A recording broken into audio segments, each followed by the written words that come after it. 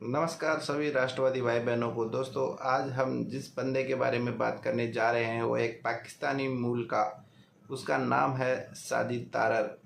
आप लोग उसे बेशक जानते होंगे क्योंकि भाई ये बंदा पाकिस्तानी चैनलों पर बैठ कर के भारत और भारतीय सरकार की और भारत के प्रधानमंत्री की बड़ी तारीफ़ें किया करता था। भारत सरकार और भारतीय आर्मी और भारत के प्रधानमंत्री को लेकर भाई इसके बोल बदल गए।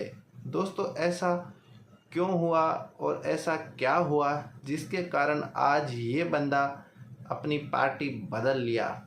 दोस्तों, देखते हैं कि भाई ये बंदा बोल क्या रहा है।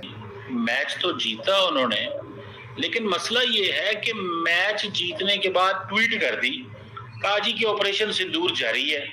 ग्राउंडों में भी जारी है, पहाड़ों में भी जारी है, जंगलों में भी जारी है, हर जगह जारी है।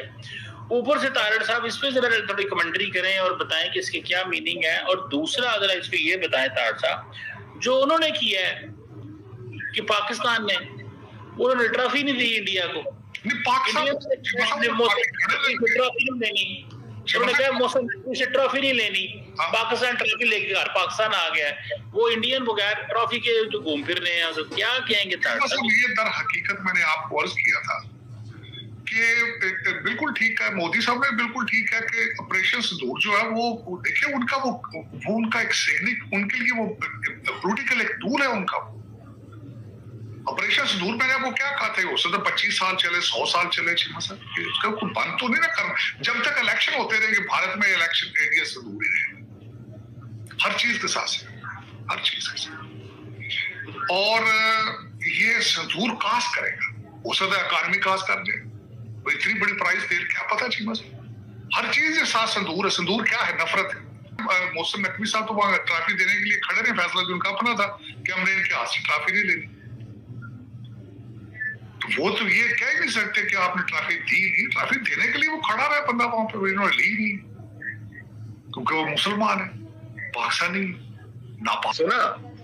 एकदम हमारी एंट्री जो है वो नेतन्याहू और ट्रंप जो है वो अमन का ऐलान कर रहे हैं और फील्ड मार्शल का और प्राइम मिनिस्टर का जिक्र हो रहा है। पाकिस्तान तो फिर ग्लोबली तो पाकिस्तान रेलिवेंट हुआ, इंडिया तो ना हुआ। इंडिया तो अपने आप को कहता है हम इजराइल के दोस्त हैं, अमेरिका के भी दोस्त हैं। गुड्डी तो साड़ी ओढ़ की ताड़ साहब, जरा इस पे भी बताएं। 46 मिनट में आपने वो कारनामे किए हैं, 81 बिलियन डॉलर साल का बजट जिनका, अगले दिन आपका 9 बिलियन सारा बजट है, उन्होंने 7 बिलियन के तो तेजाज लिए।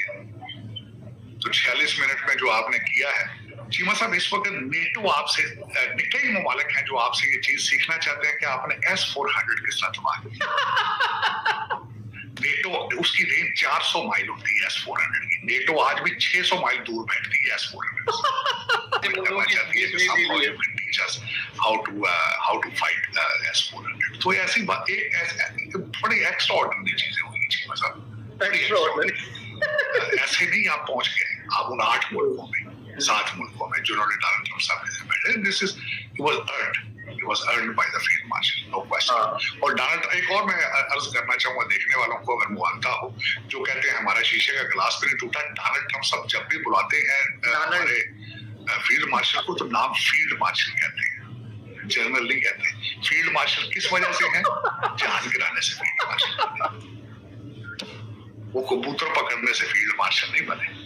ये अर्ज करना चाहता हूँ क्योंकि अगलों के पास सैटेलाइट की इंफॉर्मेशन है कितने जहाज गिरे। आपने बेवकूफ बनाना, बेताज के खोल के बढ़ाओ, इतनी बड़ी पॉपुलेशन, आपका तो कारोबार कारोबार दुकान, तुझे तो बेवकूफ बनना बनाने फैक्ट्री तुझे रखे ने चीका मारने वाले पेरोल थे सारे जर्नलिस्ट चीका मारते हैं।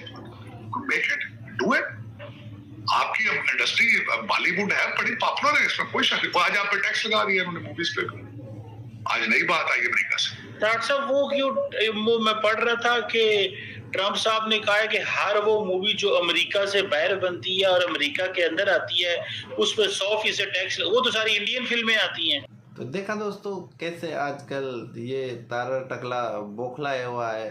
दोस्तों, ये इन्हीं के चैनलों पर, जो आज जिस चैनल पर ये बैठ कर के बकवास कर रहा है, इसी चीमा और आरजू शोएब चौधरी, इनके चैनल पर आकर के ये भाई बड़ी तारीफ़ें किया करता था भारत और भारत सरकार को लेकर। आज ऐसा क्या हुआ कि भाई ये बंदा भारत सरकार और भारत के प्रधानमंत्री को लेकर भाई ये आज ऐसी बातें कर रहा है। दोस्तों, आप लोगों को पता होगा कि भारत सरकार ने पहलगाम अटैक के बाद में जो ऑपरेशन सिंदूर लॉन्च किया था, उसके बाद में ये बंदा इनके चैनल पर आकर के भाई भारत सरकार और भारत की आर्मी की भी इसने तारीफ़ की थी।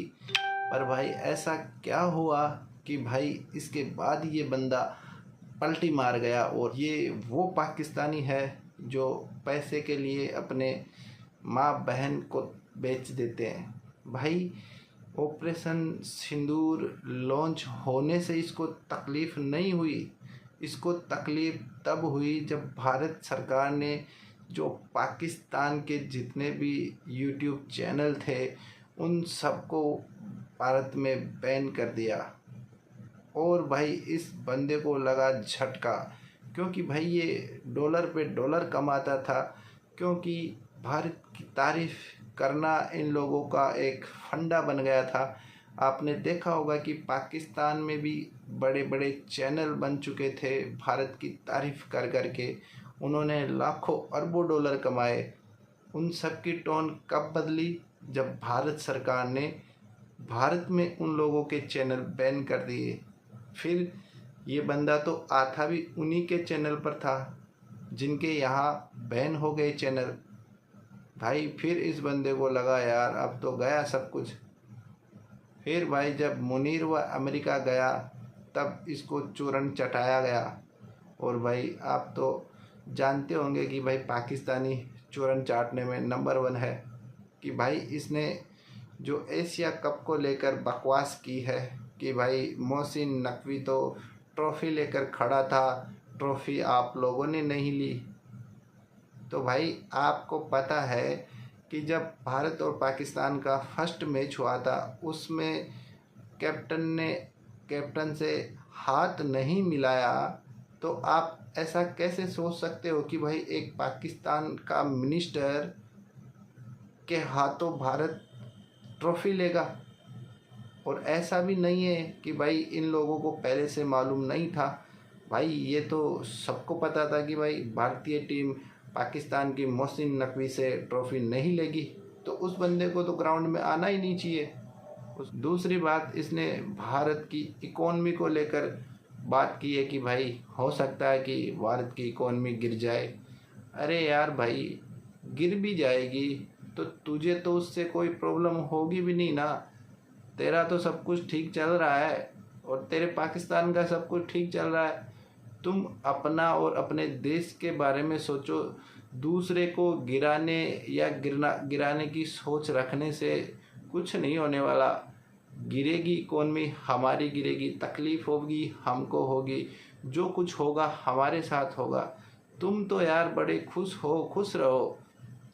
और फिर इसने बात की ऑपरेशन सिंदूर को लेकर कि भाई हमने जो प्लेन गिराए हमारी आर्मी ने, उसके जो सबूत है वो हमारे पास हैं, सैटेलाइट इमेज हैं। तो भाई दिखा क्यों नहीं रहे हो? जब भारतीय आर्मी ने तुम लोगों को सब कुछ दिखाया तो तुम लोग क्यों नहीं दिखा रहे? क्यों? ऐसी क्या मजबूरी है जो तुम लोग दुनिया को नहीं दिखा रहे? दुनिया पूछ रही है कि भाई सबूत कहाँ है। तुम्हारा डिफेंस मिनिस्टर बोल रहा है कि भाई सोशल मीडिया पे है। हमें ना दिखाओ भाई, दुनिया को तो दिखाओ। और चलो मान भी लिया कि प्लेन गिर गए, तो ऐसे बोलने से कौन मानेगा भाई कि गिर गए? जैसे हमने ब्रह्मोस के सबूत दिखाए और पाकिस्तान के लोगों ने वीडियो बना करके दिखाया कि भाई यहाँ आकर ब्रह्मोस गिरी है और यहाँ घुसी है, उसके सबूत तो पाकिस्तान के पास है। जो गड्ढे हैं वो आज भी होंगे। पर ऐसा नज़ारा हमारे यहाँ नहीं दिखाई दिया। इसने जो रशियन जो डिफेंस सिस्टम था S-400, उसको लेकर जो भाई बकवास की है कि भाई पाकिस्तानी आर्मी 300 किलोमीटर दूर से बैठ करके S-400 को भाई उड़ा दिया। वो तकनीक नेटो पाकिस्तानी आर्मी से सीख रही है कि यार ऐसा आपने कैसे किया, हमें भी सिखाओ। अगर तुम्हारी आर्मी के पास इतना ही टैलेंट था तो भाई तुम लोग 4 जंगें हारे हुए हो, पर तुम लोग तो पाकिस्तान में ये सब कुछ बोलते ही नहीं हो ना, तुम तो जीते हुए हो। वही आर्मी थी 1971 में, पूरे विश्व का सबसे बड़ा सरेंडर था। 93,000 फौजियों ने सरेंडर किया था, हथियार बंद आर्मी ने। और S-400 गिराने की तुम लोग बात करते हो भाई, तुम्हारे कल परसों क्वेटा शहर में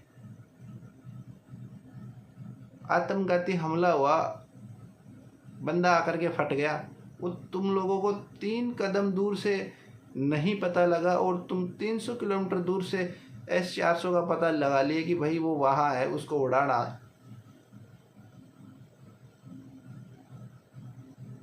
तुम्हारे गली गली में लोग उड़ रहे हैं, TTP, BLA,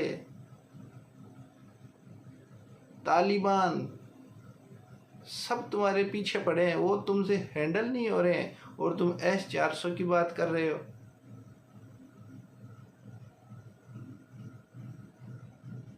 और इसने जो एक शब्द यूज किया कि सिंदूर, सिंदूर तो भाई नफरत का प्रतीक है।